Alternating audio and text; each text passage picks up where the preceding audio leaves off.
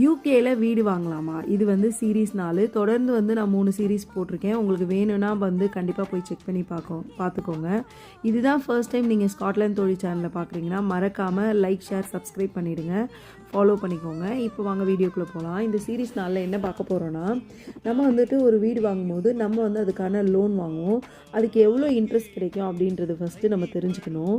அதுக்கு என்ன பண்ணணும்னா, ஃபஸ்ட்டு உங்கள் சேலரி ஸ்லிப் எடுத்து ஒரு மார்ட்கேஜ் அட்வைசருக்கு நீங்கள் கால் பண்ணியும் கேட்கலாம், இல்லை அப்பாயின்மெண்ட் புக் பண்ணியும் போகலாம். கம்ப்ளீட்டாக வந்து ஃப்ரீ தான். ஸோ அவங்கக்கிட்ட வந்து உங்களோட சேலரி ஸ்லிப் எவ்வளோன்னு மொத்தம்னு சொன்னீங்கன்னா, அவங்க வந்து உங்களுக்கு எவ்வளோ அமௌண்ட் வந்து லோனாக கிடைக்கும், என்ன இன்ட்ரெஸ்ட்டில் வந்து கிடைக்கும் அப்படின்ற மாதிரி சொல்லுவாங்க.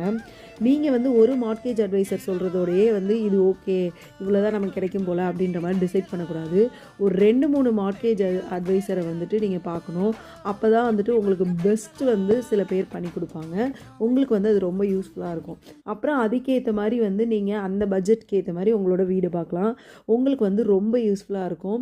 இந்த மார்ட்கேஜ் அட்வைசர் இந்த ப்ராசஸ் எல்லாமே நீங்கள் பார்க்குறது, கன்சல்டேஷன் இது எல்லாமே கம்ப்ளீட்டாக வந்து ஃப்ரீ தான். மீண்டும்